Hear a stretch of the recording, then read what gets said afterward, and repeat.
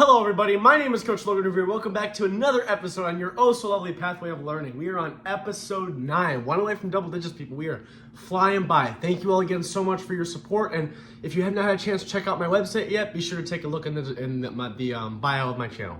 So in this episode will be the very first one where we'll start to kind of discuss those overarching key elements that I was discussing in the last pathway of learning with the things that actually make up what the approach, well, the elements of the approach, obviously.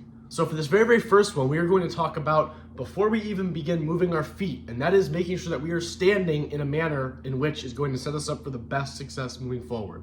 So going back to that shooting analogy, we need to think how we're standing behind that rifle, how we're engaging with that rifle to where when we ultimately have to fire, we're increasing the odds of us hitting our target, which in bowling, with us having to hit a target that's this thin, it's pretty easy to say we clearly have to focus in a way that is going to give us the highest odds of hitting our target and by being the most stable. So the very first thing that we have to think about is our feet. So if you look down at your feet, depending on the target that you are trying to throw at, optimally, you will find it easier if your feet are pointed toward that target that you're trying to throw at. What that means is let's say my target is the second arrow and I'm standing on the second dot, my feet should be facing straight forward. But as I migrate to the left, if I'm still trying to hit that second arrow, my feet should slowly cant to the right to face that, as well as my shoulders and my hips and the rest of my body. Because the bottom line is, and this will feed into the swing mechanics in the next video, if we can start off before we even begin at facing our target that we want to hit, wherever it is, if this is my target, you see how I'm realigning myself off of this target?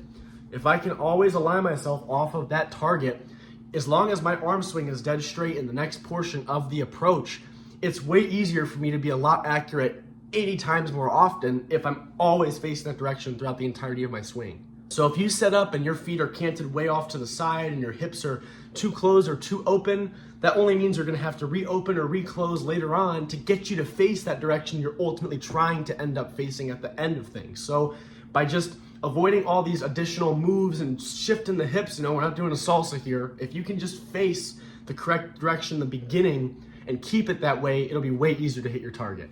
On top of that, when it comes to the flow of energy, you should take a moment to make sure that your weight is distributed evenly across both of your feet. So we want our weight to not be toward the front or back of us, but you have to think, if we have to ultimately end up moving forward following our stance, there should be an easy drop of momentum sort of into that trigger, which I'll discuss here in a moment. So you should feel stable. The weight should be toward the center of your 2 feet.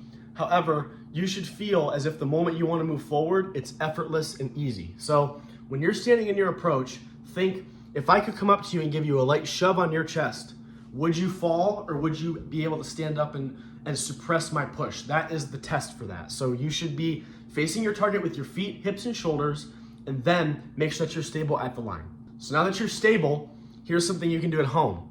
I want you to go into your normal set position with your bowling ball, and I want you to see how long you can stand in that resting position without getting fatigued.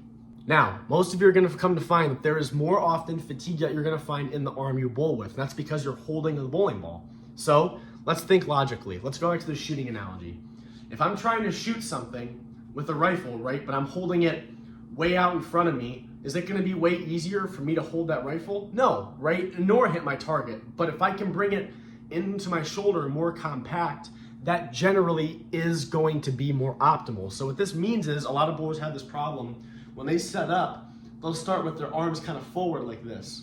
That is incorrect. What I would advise, if you want to make sure that you're not wasting energy that you can thus save for a later point in your approach, get this arm to be in line with your spine. So if you like to tilt a little more forward, my arm tilts more forward. If you like to tilt a little more up, my arm tilts more up. This makes it way easier for you to provide way less strain on both of your arms, especially if you're throwing two-handed, and conserve that energy that you need, especially when you're throwing a bowling ball over and over and over again. That stuff adds up way quicker than I'm sure you could imagine. So I was discussing in the last video, have you have that kind of a catch or that hitch. So the catch or the hitch is basically the defining moment in your mind in which you begin. So for most people, they might start, they might have like a bring in with their arms. They might have like a blink. They might have some sort of breathing technique that triggers that. So identify what trigger you have and identify if that you think that's a good trigger, right? A common thing that a lot of people like to do is they'll have some sort of like a catch or some sort of like a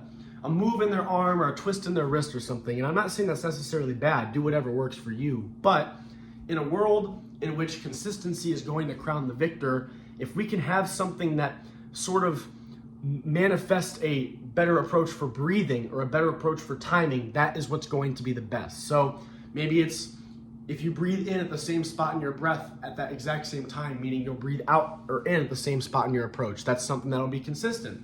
If you have a wrist thing that you do that ultimately gets your wrist into a better position, then that works. So kind of look forward and see a weakness that you may have later on down the line and see if you can develop a catch or something that initiates your approach that will reinforce building upon that strength or lessening that weakness a later on point down your approach. So a lot of times it's going to come with experience, especially when it comes to lining your shoulders up and your body up, because some people may tend to open up at a later point in your approach. So the key point to working on your stance is this is one where you have to look ahead and see what your strengths and weaknesses are and work that into your stance. The stance is going to reinforce your strengths or kind of soften up those weaknesses you may have, because you can have something that you do in your stance that reinforces a strength more so than it does lessen a weakness, or you can have something that lessens a weakness and works on a strength. So the big bottom line is, especially when you're practicing, mess around with different sorts of stances based off of how you like to throw and see what best works for you. Again, without all these, there is no one way to do something. There is no be all tell all within bowling. But if you can kind of understand, okay, here's some key elements of this portion, that'll make it easier for you to remedy these issues. But for this one, especially with the stance, you have to look at what happens ahead and cater your stance to the things that do happen ahead, because the stance dictates the follow-on of your approach. So the bottom line is this: in an optimal world, if your weight can be very evenly distributed, yet ready to move forward, that will be optimal. If you can have your body always facing that target that you're attempting to hit, whether it be an arrow, a friction board, whatever the case may be, if my body's always facing that and that's paired with a straight arm swing, I'll find it optimally way easier for me to hit my target more often than not. And last but certainly not least, the less strain I can put on my body by being more compact and being more free-flowing yet compact at the same time, it'll find it easier for me to have less strain and be a lot more stable and save that energy for the part that matters later on during my approach.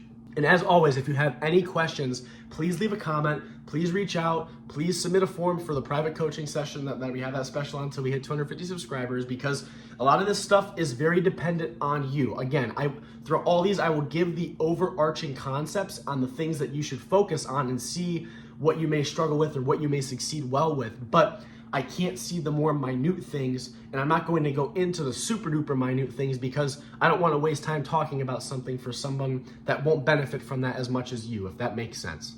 So again, please reach out, send photos, send whatever it is you feel comfortable with, especially in that community, because you can send photos in there. It's a very, very useful tool for all of us. And as always, if you could leave a subscription, I would really appreciate it. It really helps me out, and I will see all of you as you continue to develop on this pathway of learning.